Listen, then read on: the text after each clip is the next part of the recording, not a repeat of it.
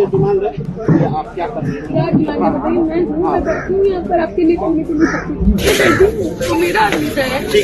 Deoria SDM आशीष मृतक के परिजनों से मिलकर रो पड़ी। एक भी पल को मत सोचना रखिए, एक भी पल को मत सोचना कोई नहीं है। हम सब लोग आपके साथ खड़े हैं,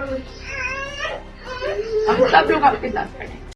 शनिवार को आशीष की मौत के बाद देवरिया स्थित उनके पैतृक गांव पहुंची एसडीएम, जहां पर आशीष के पत्नी को कभी गले लगाती तो कभी हाथ पकड़कर समझाती रही। जमीन पर बैठकर उनका हाथ पकड़कर हर संभव मदद का आश्वासन दिया। इस दौरान साथी लेखपाल भी आशीष का शव देखकर बेसुध हो गए। मुझे दुख होता है कि मैं लेखपाल हूँ। अपनी दवाई को करें। 5 दिन पहले कहा था कि तहसील में स्थिति ठीक नहीं अगर है। आप लोग एक परिवार मानते तो हमारे साथ खड़े होते, खाई नहीं हो रहा है। कानून को साफ को लेकर होते तक पलटी मार रहा है मैडम। प्रदेश में अब तक 8 बीएलओ की मौत हो चुकी है। इससे पहले 3 बीएलओ ने सुसाइड किया, 3 की हार्ट अटैक से और 1 की ब्रेन हेमरेज से मौत हुई है। नमस्कार, न्यूज डायरी अपडेट चैनल में आपका स्वागत है। मैं हूं राकेश त्रिपाठी। आपको ले चल रहे हैं विशेष खबर की ओर। आपको बता दें कि संभल में एसआईआर ड्यूटी से में लगे सहायक बीएलओ अरविंद कुमार 40 की सोते सोते ही मौत हो गई। सोमवार तड़के 4 बजे टीचर अरविंद की पत्नी प्रतिभा उन्हें जगाने गई, कमरे में गई तो काफ़ी देर कोशिश के बाद भी अरविंद नहीं उठे तो अनहोनी की आशंका हुई। परिवार वाले उन्हें पास के अस्पताल ले गए, जहां डॉक्टरों ने मृत घोषित कर दिया। इधर देवरिया के लेखपाल आशीष कुमार के घर एसडीएम दिशा श्रीवास्तव पहुंची। यहाँ पर वह फुट कर रोई। आशीष का शव रविवार को प्रत्येक गांव बरवा पहुंचा।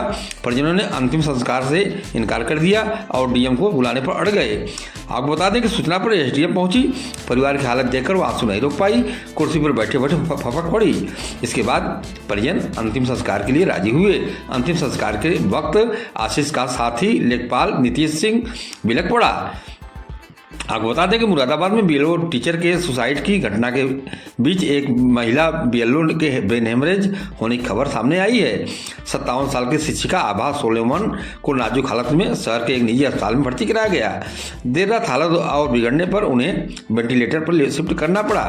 फिलहाल उनका इलाज जारी है। आपको बता दें मुरादाबाद में एसआईआर के प्रेशर में फंदा लगाकर जान देने वाले बीएलओ सर्वेश के घर जिला प्रशासन के अधिकारी पहुंचे। उन्होंने मृतक सर्वेश सिंह की पत्नी बबली को 2 लाख रुपए का चेक सौंपा।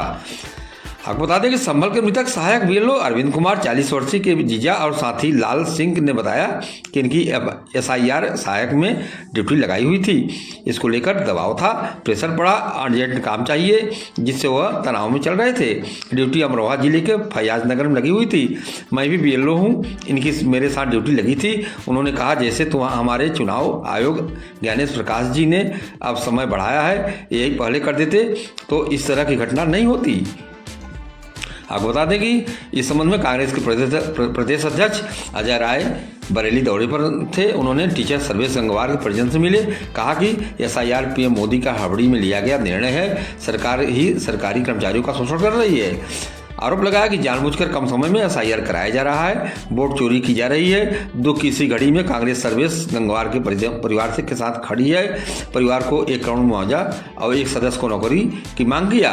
सर्वेश की बीएलओ की ड्यूटी के दौरान मौत हो गई थी। आप बता दें कि बादाम में 90% से अधिक एसआईआर काम पूरा करने वाले 20 से अधिक बीएलओ को सम्मानित किया गया है। उसके अलावा लापरवाही बरतने वाले 67 बीएलओ का वेतन रोक दिया गया है। 202 बीएलओ को कारण बताओ नोटिस जारी की गई है। आपको बता दें कि एसडीएम देवरिया के एसडीएम दिशा श्रीवास्तव गोरखपुर रहने वाली है। गोरखपुर के कार्मल गर्ल्स इंटर कॉलेज में 12वीं तक पढ़ाई की और डिस्ट्रिक्ट टॉपर रही। इनके बाद उन्होंने ग्रेजुएशन स्टेट यूनिवर्सिटी से किया। इसके बाद उन्होंने Ramswaroop memorial college of management में सिविल इंजीनियरिंग की पढ़ाई की।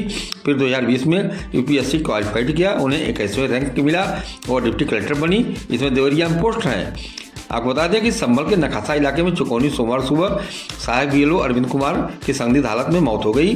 वह अमरोहा जिले के हसनपुर में फैयाजनगर प्राथमिक विद्यालय में प्रधानाध्यापक थे। बूथ संख्या 226 पर सहायक बीएलओ के रूप में उनकी ड्यूटी ली गई थी। सोमवार को तड़के 4 बजे अरविंद की पत्नी प्रतिभा उन्हें जगाने कमरे में गई। काफी देर तक कोशिश के बाद भी अरविंद नहीं उठे तो अनहोनी का अंदेशा हुआ। जांच के बाद अरविंद की मौत की पुष्टि हुई। इसके बाद कोहराम मच गया। अरविंद के परिवार में पत्नी प्रतिभा और 2 छोटे बच्चे 13 साल की गरिमा और 10 साल की लविश है। अरविंद की मौत की खबर मिलते ही शिक्षक साथी घर पहुंच गए। शिक्षकों का कहना है कि अरविंद एसआईआर ड्यूटी के चलते तनाव में थे। हालांकि अभी तक मौत की वजह का स्पष्ट कारण पता नहीं चला है। उधर बता दें कि देवरिया में हार्ट अटैक से लेखपाल बीएलओ आशीष का रविवार को अंतिम संस्कार किया गया। इस दौरान एक साथी लेखपाल भी कर रो पड़ा। उसने कहा, मुझे दुख होता है कि मैं लेखपाल हूँ। ऐसा लगता है कि हम लोग नौकरी न करें, हमारे साथ कोई नेता भी खड़ा नहीं होता। हमारे परिवार का एक आदमी चला गया, कुछ नहीं हो रहा है। हम लोग ने 5 दिन पहले ही बताया था कि तहसील में प्रॉब्लम है, कानून को मनमानी कर रहे हैं, पर किसी ने नहीं सुनी। आशीष कुमार किसी से कोई लड़ाई नहीं हुई थी, उसने किसी को एक शब्द भी नहीं बोला था। सब उसके बारे में झूठी कर रहे हैं, उसे अतिरिक्त काम डालकर बेवजह परेशान किया जा रहा था। आपको बता दें कि मुरादाबाद के टीचर बीएलओ ने सुसाइड कर लिया था। रविवार सुबह उनका शव कमरे में फंदे से लटका मिला। सर्वेश सिंह 46 साल ने जान देने से पहले बीएसए को नाम 3 पेज का सुसाइड नोट लिखा। इसमें कहा कि रात दिन काम करता रहा, फिर भी SIR का टारगेट हासिल नहीं कर पा रहा हूँ।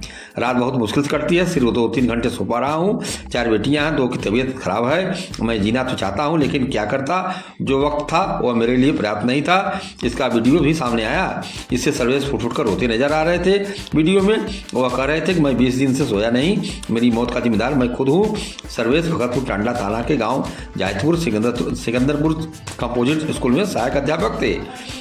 आपको बता दें, उधर समाजवादी पार्टी सांसद अवधेश प्रसाद ने संसद के शीतकालीन सत्र पर कहा कि देश में तत्कालीन समस्या SIR है। लोकतंत्र खतरे की, संविधान के खतरे की, जिस संविधान को बाबा साहब भीमराव अम्बेडकर ने बनाकर करोड़ों पिछड़ों, दलितों, अल्पसंख्यकों और देश के तमाम लोगों को मौलिक अधिकारों का पूरा अधिकार दिया है, उसमें मत देने का भी अधिकार है। मत देने से ज़्यादा कीमती कोई और वस्तु नहीं। उस अधिकार को भाजपा छीनना चाहती है, ये बड़ा मुद्दा है। सदन में विपक्ष एक होकर सवाल उठाएगा। उन्होंने आगे कहा कि विपक्ष कब चाहता है कि सदन न चले, हम तो चाहते हैं कि सदन चले और देश और जनता से जुड़ी जो समस्याएं हैं उस पर हम सुझाव दें और समाधान ढूंढें। हालांकि यह उनका आरोप है, विपक्षी पार्टी का आरोप है, जबकि यह चुनाव आयोग सुदृढ़ीकरण का काम चल रहा है। इसमें जो मतदाता पुनरीक्षण कार्य का एक तरह से ओवरहालिंग किया जा रहा है कि जो इसमें कई लोग ऐसे हैं जिनका 2 जगह नाम है, उनका एक जगह ही नाम चलेगा, एक जगह नाम कट जाएगा। यह पूरा कार्य चुनाव आयोग का है, इसमें किसी पार्टी से मतलब नहीं है। हालांकि पार्टियां, विपक्ष अपने अपने तरीके से आरोप लगाते रहे हैं। नमस्कार, आपसे निवेदन है चैनल को सब्सक्राइब नहीं किया हो, सब्सक्राइब कर लें, अपना सुझाव भी हमें देते रहें।